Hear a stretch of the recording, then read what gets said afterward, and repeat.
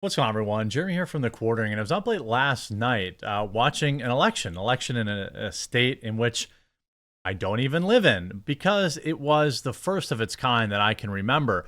One where a YouTuber who has opinions about things that are going on in the world uh, decided to get off the internet and go campaign and try to go be the change that they wanted to see.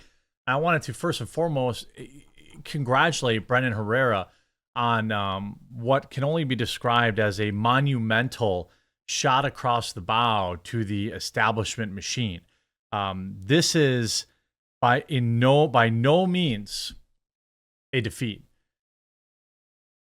Brendan Herrera, better known as the AK guy, went up against an establishment rhino who runs Team Gonzalez.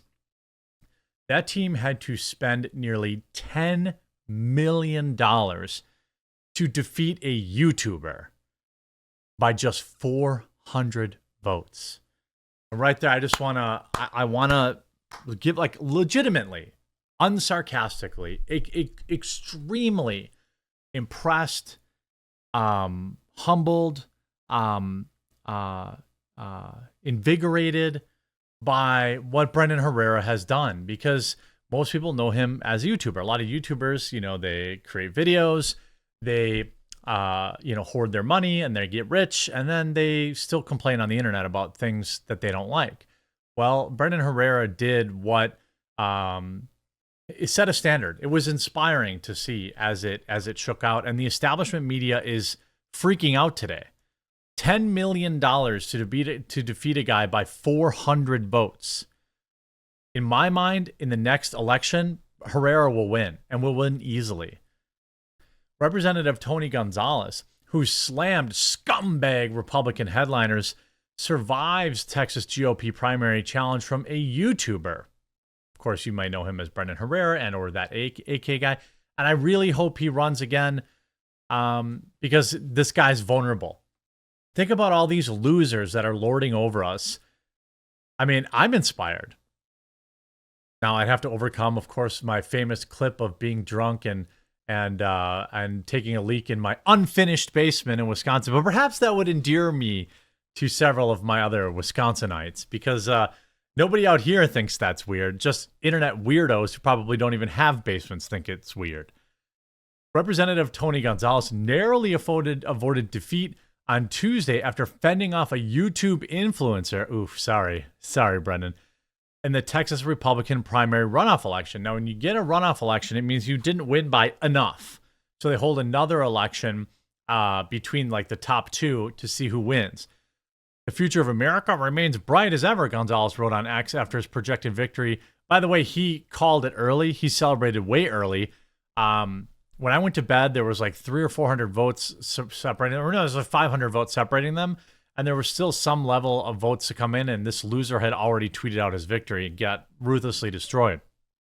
Gonzalez was projected to beat Brendan Herrera, a digital content creator known as the AK guy, by less than 500 votes. The 48-year-old incumbent received 50.7% of the vote to Herrera's 49.3%. I mean, I know it's easy to look at this and be like, oh, he lost. But did he, though? A YouTuber just showed the rest of the world,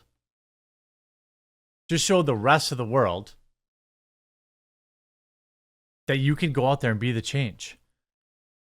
In the sprawling 800-mile-long district along the Texas-Mexico border, we did an amazing thing here, Herrera wrote on X. We looked down the biggest guns of the D.C. establishment to the tune of over $10 million and told them that they didn't own us. I think that's totally true. The establishment is absolutely freaking out. They are afraid because they were just told very publicly that they are vulnerable. And, when you talk about creating national change, and particularly when you live in Texas where you're worried about the border, I mean, being involved in local government has an actual really very real effect. Brendan has inspired me to consider running for some sort of local office because it's actually doable. I have 1.5 million subscribers. maybe 100,000 of them active, but probably a couple thousand of them in my state alone. You get those people to donate their time, to knock on doors, to work on things. You win an election. I mean, this is crazy. We made them fight for their lives, he added. Former President Donald Trump did not endorse either candidate. I think Herrera could have won with a Trump endorsement, almost certainly. That was kind of a bummer. I don't know how that works, how you would even get, a Trump endorsement, how you get in front of him.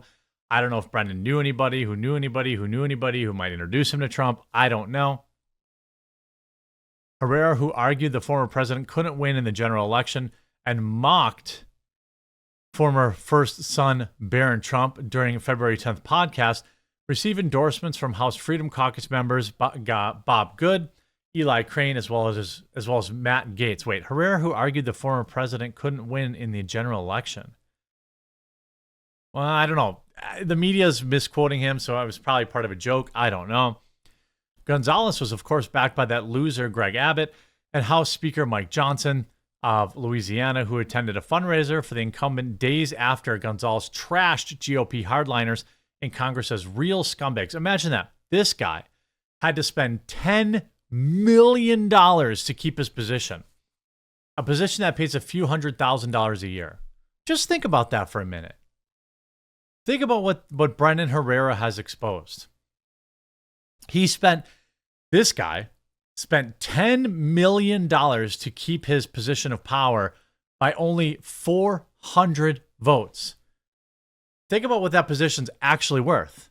Who's giving him all this money? He's going to lose the next election, too, by the way. He's going to face off against a Democrat, Santos Limon, in November 5th election for the House seat in the traditionally moderate district. Elsewhere in the Lone Star State, Texas House Speaker Dade Phelan narrowly won his GOP primary runoff against Trump-backed challenger David Convoy. Phelan, who received criticism from the right over the last year's impeachment of State Attorney General Ken Paxton on bribery and corruption charges, won also. Now, if you look at the way the media is reporting this, you see Matt Gaetz. Team Gonzalez spent around $9 million. Team Herrera spent around 1,429 votes. That is the win. That's the win. It's just over 98%. It's not over yet. I'm pretty sure it's over. I'm pretty sure it's over at this point.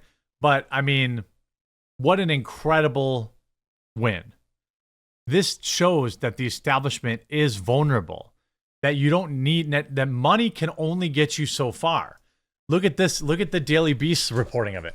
Gun-obsessed YouTuber narrowly defeated in Texas GOP runoff. Texas Republican Tony Gonzalez, who really isn't a Republican, he's a Republican in name only, has fended off a challenge for his House seat from gun enthusiast and social media influencer, but the margin of victory in the GOP primary runoff Tuesday was frighteningly thin for a more moderate forces in the party. Gonzalez, who represents the 23rd Congressional District, including Uvalde, narrowly defeated Brendan Herrera, a YouTuber and pro-2A guy who is backed by Matt Gaetz. The race put tensions within the Republican Party on full display, with Herrera going after the incumbent for supporting a anti-2A bill in the wake of Uvalde, and Gonzalez calling some of his far-right Republican colleagues scumbags in a TV interview last month. Allies of Gonzalez feared that the Democrats would have had a better chance of flipping the seat in November if it fell to a far-right newcomer, threatening the GOP's slim majority in the House. So that's why you voted for him? That doesn't seem like a good reason to vote for him. That's not why you vote for a guy. You don't vote for a guy because you think it'll stay with the letter R in front of it. Not when the guy with the letter R in front of his name doesn't act like a Republican, who acts like an establishment shill. Imagine ever voting for a Republican who would ever consider any anti-2A legislation at all. You're not a Republican then. Get out. In the end, despite Herrera spending a reported $1.3 million on TV ads for the race, voters opted to keep a much more moderate version of the GOP. He's not moderate. He's not a Republican.